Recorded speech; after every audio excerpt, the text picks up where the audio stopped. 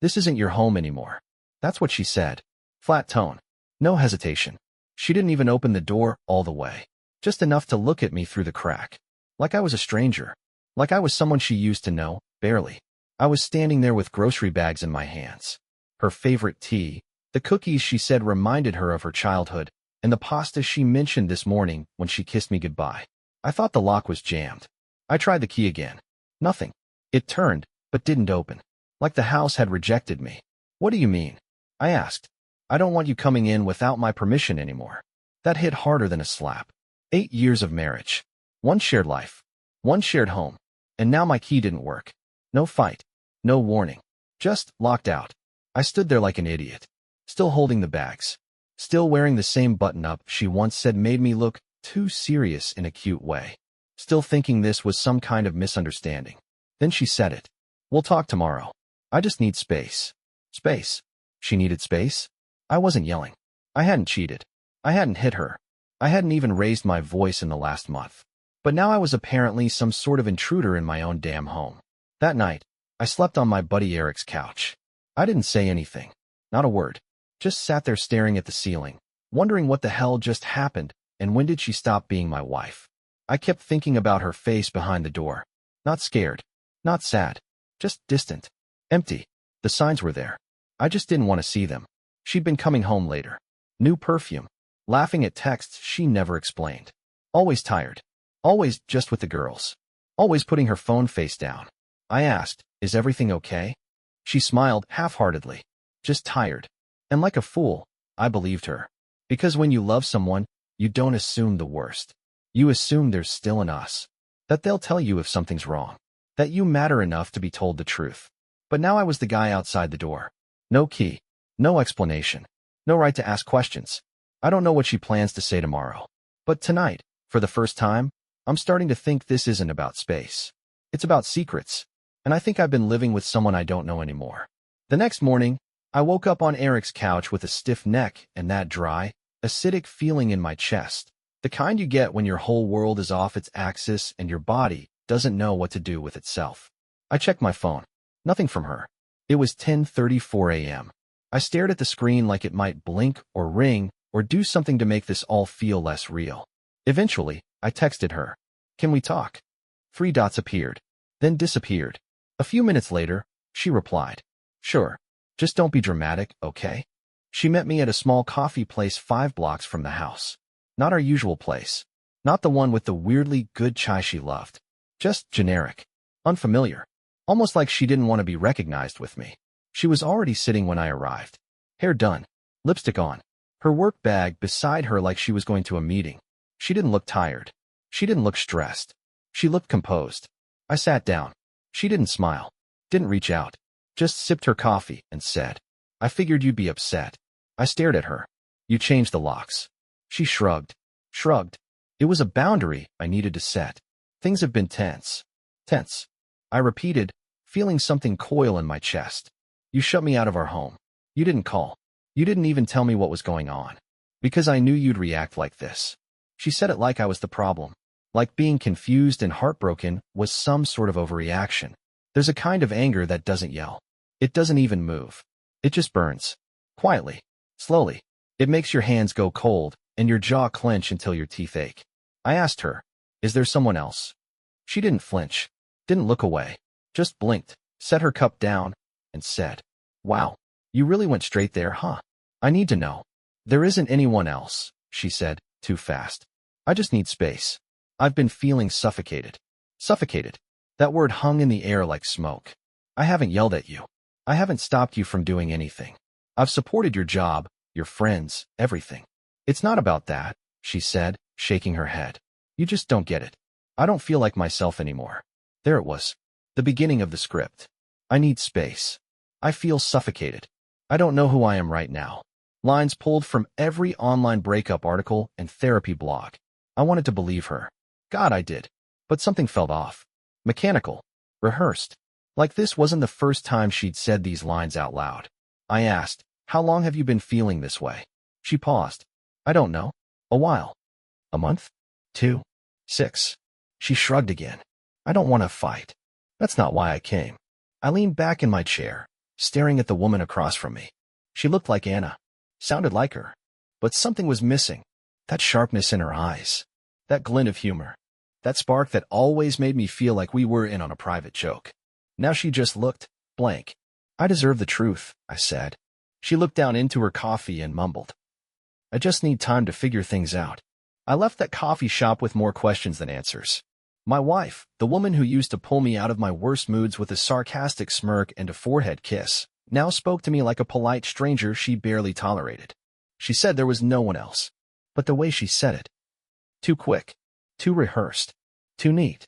And suddenly, a quiet but unshakable voice in the back of my mind whispered, she's lying. That afternoon, I went back to the house. The lock still didn't work. Her car wasn't in the driveway. I sat on the curb, staring at the place I used to call home. And I realized something chilling. She wasn't just pulling away. She'd already left. She was just pretending she hadn't. A lie is heavy. You can feel it even before you can prove it. For the next few days, I moved like a ghost. I worked remotely from Eric's spare room, barely speaking unless I had to. I checked my phone every hour without knowing what I was looking for. Some part of me still hoped she'd reach out, apologize, explain. But she didn't. No calls, no texts, nothing but silence. I told myself not to spiral, that maybe she really did need space, that maybe we were just going through a weird phase and she'd come back once her head was clear. But something inside me was whispering louder every day. This isn't just space. This is escape. 3 days later, I stopped by the house when I knew she'd be at work. The garage code still worked. The new front door lock didn't, but the side garage door was open. Maybe she forgot. Maybe she didn't expect I'd even try. Walking back into that house was like stepping into a memory that had gone stale. Same furniture, same smell, but it didn't feel like mine anymore. It felt scrubbed, like someone had cleaned it too well, like someone had erased just enough of me to make room for something else. I walked through the living room, into the kitchen. The table where we used to eat dinner sat there untouched. The his and hers mugs were still in the cabinet. The spice rack was fully stocked, and yet the fridge was nearly empty. That's when I saw it. A crumpled receipt sitting on the counter. Probably meant for the trash, but forgotten. I picked it up. Hotel Sable. Date: 3 weeks ago. Room service: 2 dinners. 1 bottle of wine. Total: $274. My chest tightened. Hotel Sable was not near her office. It wasn't even in our neighborhood. It was one of those modern boutique hotels with rooftop fire pits and mood lighting in every room. She said she was at a team offsite that night. I even remembered texting her. Did you eat? She'd replied, just grabbed something small. Tired. Heading to bed early. That was the same night. 2 meals. Wine. $274. And she had told me she was alone. I put the receipt down. My hand was shaking, just slightly. It wasn't proof of cheating. Not yet. Not on its own. But it was the first real break in the mask. The first lie I could hold in my hand. I took a photo of it with my phone. Then I opened the drawer where we kept documents. It was usually a mess: bills, old birthday cards, appliance manuals. But now it was perfectly organized. Too perfectly. She'd been preparing something. That night, I couldn't sleep. My thoughts were looping like static. The hotel. The second dinner. The wine. And that word again. Suffocated. The one she used in the coffee shop. The one people use right before they run. But she hadn't run. Not yet. She was still pretending nothing was happening.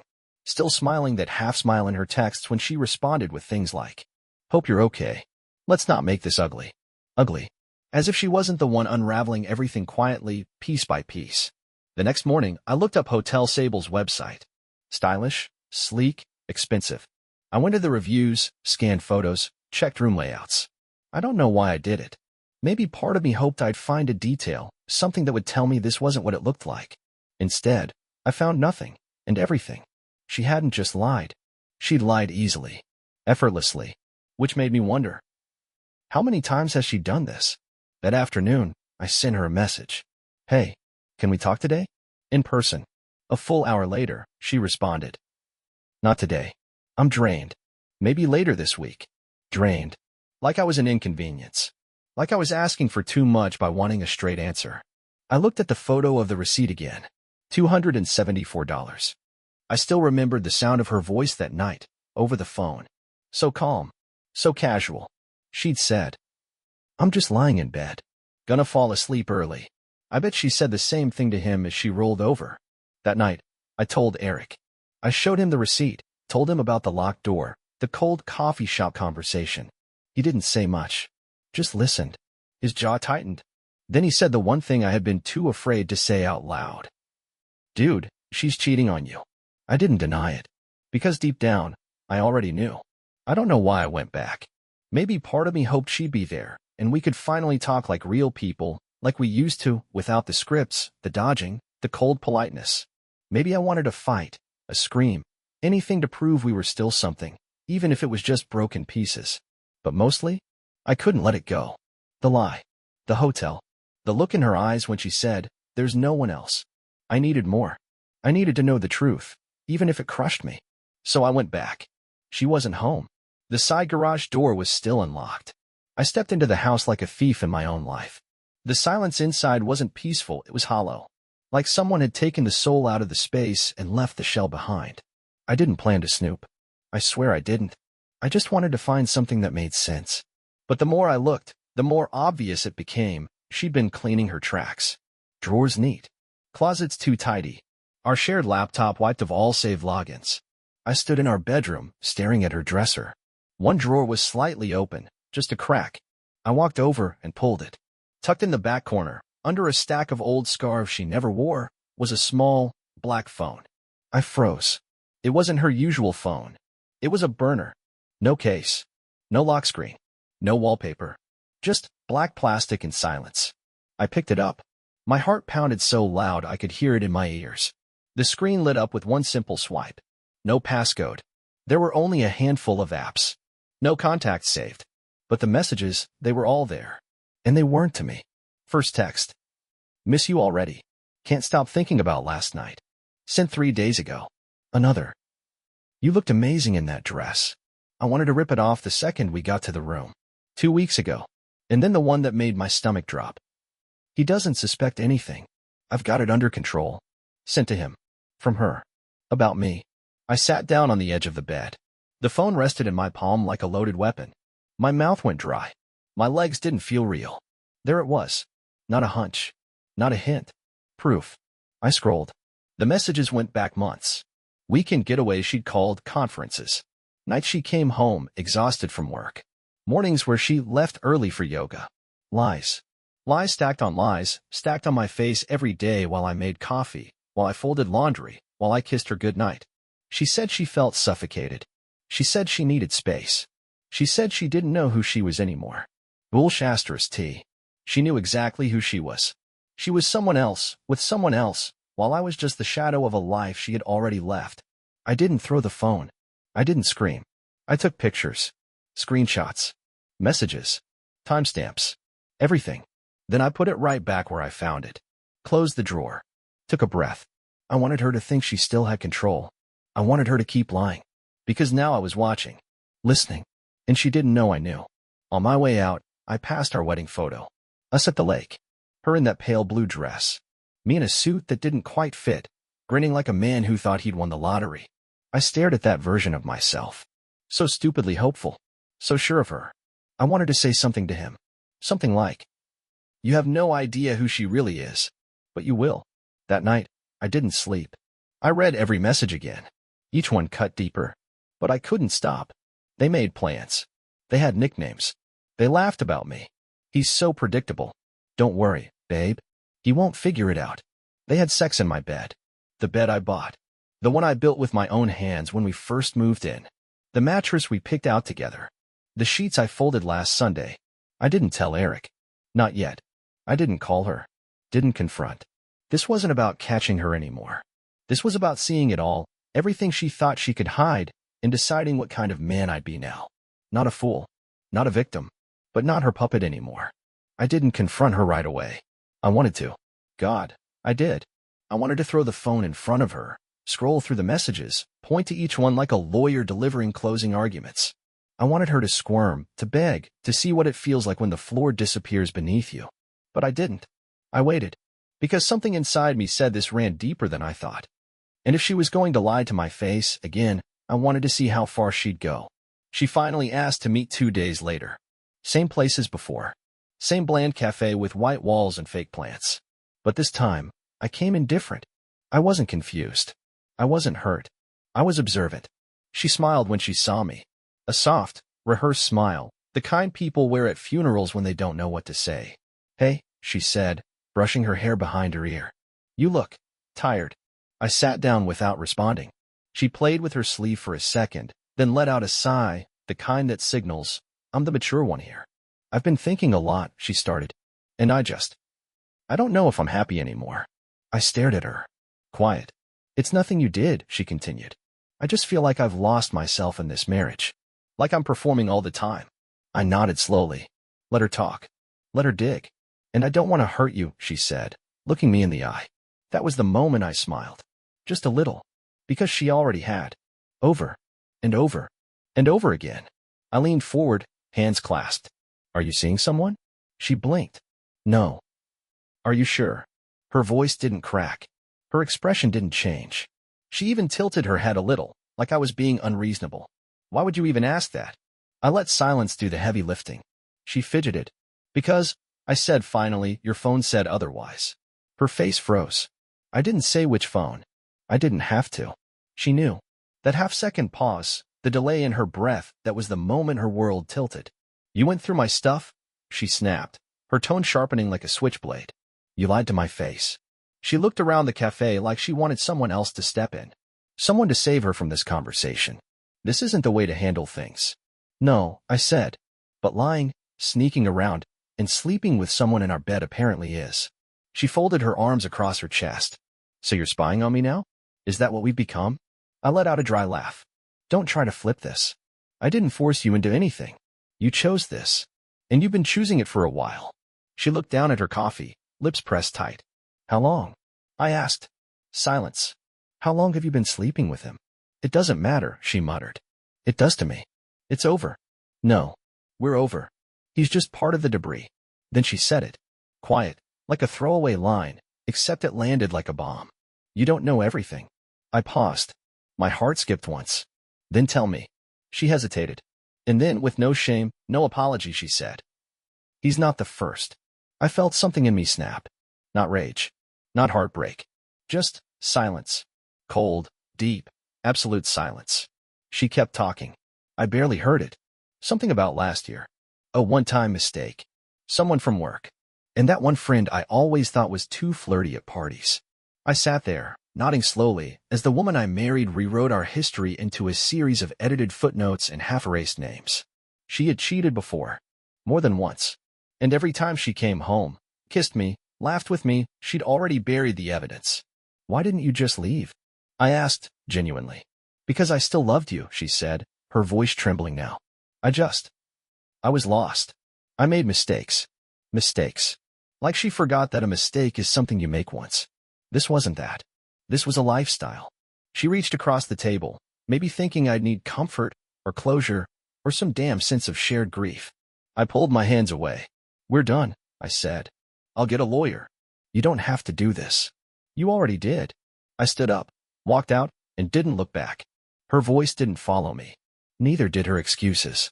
For the first time in weeks, I felt something close to clarity. Not peace. Not yet. But the fog was lifting. 3 days. That's how long it took for her to reach out again. "Can we please talk?"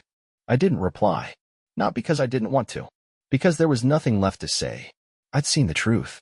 Heard it. Sat across from it while it smiled at me like a woman who didn't just wreck our marriage, but who never really wanted to fix it. And yet she kept trying. Like she still believed she could spin it all into something less ugly. Something salvageable. She sent another message the next day. "I'm sorry. I wasn't honest. But you have to understand, I was lost." Lost. That word again. As if she had taken a wrong turn. As if she didn't know exactly what she was doing every time she looked me in the eye and said, "Everything's fine." I wasn't planning to go back to the house again. But I needed to grab some documents. The lawyer I spoke to said I'd need a few financial records to start the divorce process. So I went. Midday. Quiet. I figured she'd be at work. She wasn't. Her car was in the driveway. The garage was open. I walked in through the side door. She was in the living room, sitting on the couch with her laptop open, casually typing away like it was any other Tuesday. She didn't jump. Didn't even look surprised to see me. Hey, she said, calm. Wasn't expecting you. I ignored the pleasantries. Just grabbing some files. She nodded and turned back to her screen. They're in the office, top drawer. I organized them. That was new. She never organized anything unless she had a reason. On my way to the office, I noticed something. A folder on the counter. Unlabeled. Just sitting there. I shouldn't have opened it. But I did. Inside, printed emails. Apartment listings. A lease agreement. A moving checklist. Everything dated from over a month ago. She hadn't just been cheating. She hadn't just lied. She'd been planning to leave. Quietly. Strategically. Like a chess player moving pieces before the checkmate. She already had a deposit down on a one-bedroom loft downtown. The lease started next week. I walked back into the living room. When were you going to tell me? She glanced up. Her eyes darted to the folder in my hand. I was waiting for the right moment. You were waiting for me to find out? No. I didn't want to hurt you more than I already had. That sentence didn't even register. Because it wasn't about me anymore. It hadn't been for a long time. She'd already written me out of her future. And somehow, she still expected me to handle it gracefully. To just accept that the woman I trusted, the life I built, the home I thought we shared, it was all a temporary stage for her. A holding space until something more exciting came along. How long have you had this planned? I asked. She didn't answer. You were going to just move out one day, is that it? Disappear? No, I was going to tell you. When? After the boxes were packed? After he helped you carry them? Her lips parted, then closed again. She had no answer. It hit me then. She wasn't sorry for cheating. She wasn't even sorry for leaving. She was sorry I found out before she was finished disappearing. I looked around the house one last time. It didn't feel like mine anymore. It hadn't for a while. The walls, the furniture, the air, it all smelled like someone else's life now. Like she'd already replaced me in her mind, and now the rest was just logistics. We'll divide everything fairly, I said, walking toward the door. I'll have my lawyer send you the papers. She stood up. I didn't mean for it to be like this. I turned. Then what did you mean it to be, Anna? Clean? Quiet? You think walking away from a marriage is a neat little exit plan. Silence. You didn't just cheat. You didn't just lie. You erased me while I was still standing right here. She didn't cry. She didn't scream. She just stood there, watching me leave, the same way you might watch someone walk out of a movie you're no longer interested in. I didn't slam the door. I didn't leave angry. I left like a man who'd finally stopped begging for something that never really existed. I didn't plan to see him. It's not like I sat down and decided, you know what I need today? To meet the guy who slept with my wife. But sometimes the universe just lines things up like a cruel joke. I was grabbing coffee near my new place. A quiet spot I'd started frequenting, no memories attached, no shared history. Just decent espresso and silence. I was halfway through my drink, scrolling through emails, when I looked up, and there he was. Him. I recognized him instantly, even though I'd only seen him in photos on her second phone. Tall. Early 40s. Polished. The expensive kind of casual. Pressed shirt, fitted jeans, that confident posture that comes from having people say yes to you for too many years. Her boss. The one she used to complain about. Long hours, too many meetings, constant pressure. Turns out he was the pressure. He didn't see me at first. He was standing in line with his phone out, typing something quickly, impatiently. Probably arranging another meeting. I didn't move. I didn't hide. I just watched. And then he looked up. His eyes caught mine. No recognition. Not even a flicker. I stared for a moment longer. Let him wonder why a stranger was holding that gaze just a beat too long. Then I got up. Walked right over. You're Thomas, right? He blinked. Yeah. Do I know you? I smiled. Not friendly. No. But I know you. More than you'd expect. There was a pause. Just long enough. Then something changed in his face. Not fear. Not guilt. Just calculation. Anna's ex? He asked. Not husband. Not even ex-husband. Just ex. Like I was a job she'd quit. Soon enough, I said. But I figured I'd meet the guy who helped speed things along. He raised an eyebrow. Look, I don't think this is necessary. Neither did I. Until you started sleeping with my wife in my house. A woman nearby looked over. He noticed, shifted uncomfortably. Why are you really here? He asked, voice low. I'm not here for drama.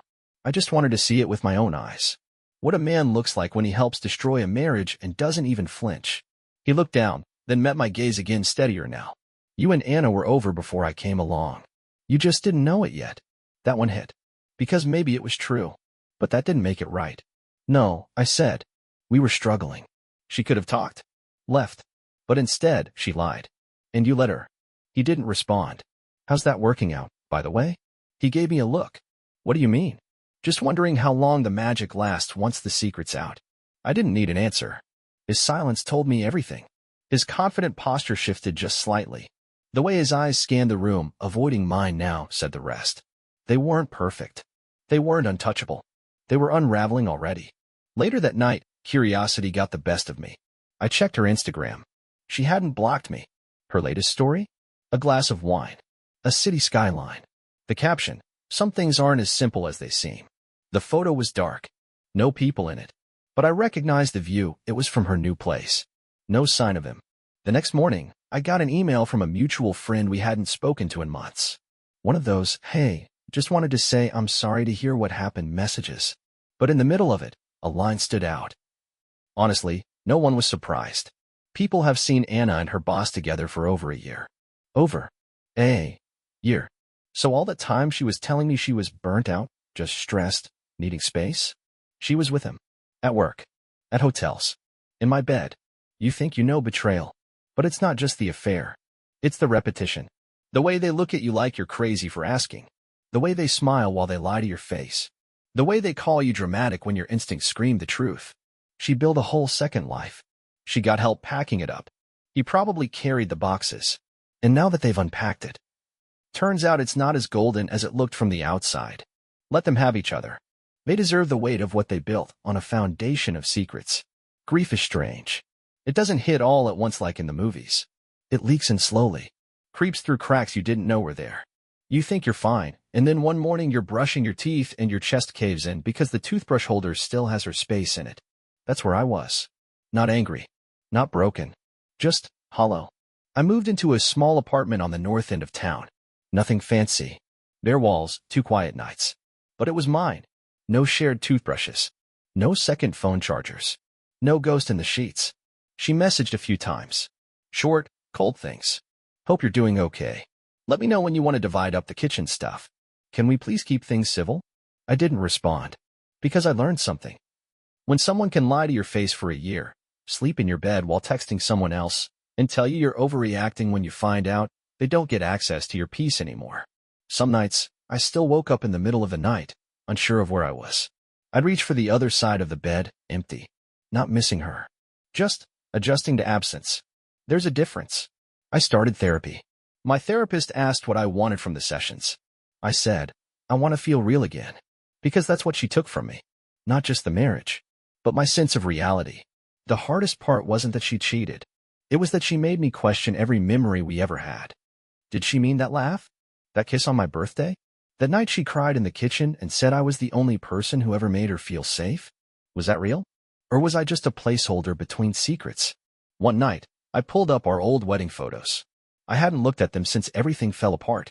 There we were, grinning on the dock, arms around each other, young and dumb and completely unaware of the future. I stared at her eyes. She looked happy. Back then. Before the cracks. And maybe that's the tragedy. Maybe she was happy once. But somewhere along the line, she left and forgot to take her body with her. A few weeks later, a mutual friend, Jason, called me. We hadn't talked in a long time. He sounded hesitant. Hey man, look, I don't want to stir things up, but I figured you should know. Anna's not exactly doing great. I said nothing. I ran into her at a work event. She looked rough, burnt out. Said things haven't been easy with Thomas. They're fighting a lot. She didn't go into detail, but it didn't sound good. I didn't feel satisfaction. I felt tired. Because I'd already grieved the marriage. I wasn't interested in gloating over the ashes. But one thing stuck with me. She said things haven't been easy. Of course they haven't. Because when you build a relationship on secrecy and betrayal, you don't get peace. You get tension, suspicion, a clock ticking in your head, wondering when it's your turn to be the fool. I didn't want her back. Not even close. But sometimes, I'd catch myself thinking, what if she had just told me? What if she had been honest the moment she felt herself slipping away? Would it have hurt less? Maybe. But betrayal doesn't come clean.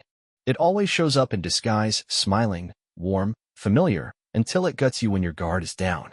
One afternoon, I went for a walk without my phone. No music. No distractions. The air was cold. Trees bare. The city moved around me like it didn't know anything had changed. And for the first time in weeks, I let myself cry. Not for her. Not even for us. But for the version of me that didn't know this pain yet. The man who believed love meant safety. Who believed if you gave everything, it would be enough. That man was gone. And in his place? Someone quieter. Someone stronger. Someone who didn't need anyone else's permission to rebuild. 6 months. That's how long it took for the fog to clear. Grief doesn't move in straight lines. Some days were okay. Some nights I still woke up expecting to hear her footsteps down the hall. But slowly, almost invisibly, I started becoming someone new.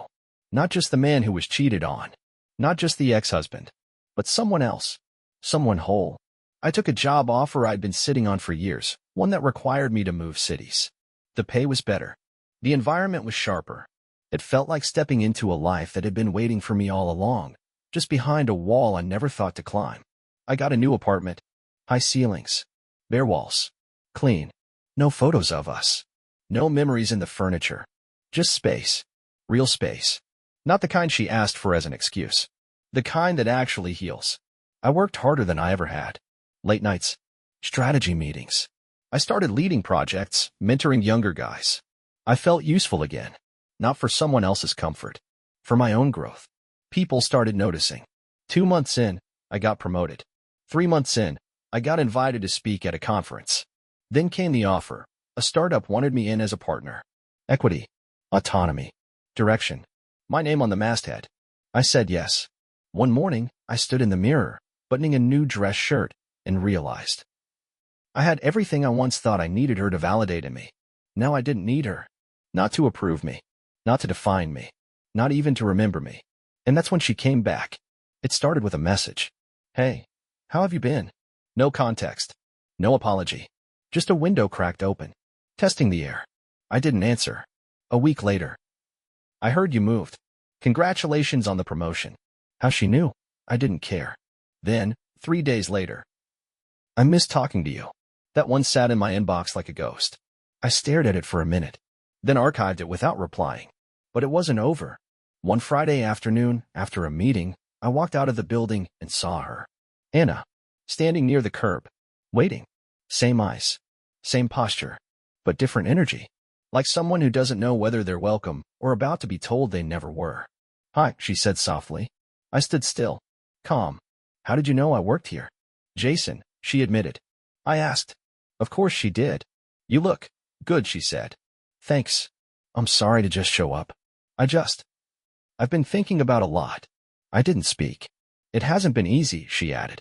With Thomas. We're not really together anymore. There it was. The crack. The confession without asking for forgiveness. And what do you want from me? I asked. She looked down, fumbled with her sleeve. I don't know. Maybe nothing. Maybe just to say hi. Maybe to see you. She looked up at me. And for a moment, I saw something I hadn't seen in a long time. Uncertainty. She wasn't in control. She wasn't crafting the story. She was outside the door, and I was the one who could say yes or no now. I should go, she said, backing up a step. Probably. But, if you ever want to talk. I don't. She froze. No anger. No bitterness. Just quiet finality. I loved you, she said. No, I answered. You loved having me. Until something shinier came along. She didn't cry. She didn't beg. She just stood there, the same woman who once locked me out of my home, now locked out of my life. I turned and walked away. Didn't look back. Didn't need to. That night, I made dinner in my quiet apartment. Poured a glass of wine. Opened my laptop. Worked on a proposal with my name at the top. And I felt something I hadn't in a long, long time. Peace. It's strange how endings never feel the way you expect. I used to think closure would come from a big confrontation, some loud, dramatic final scene where everything got said, where I'd walk away and she'd finally understand what she'd done.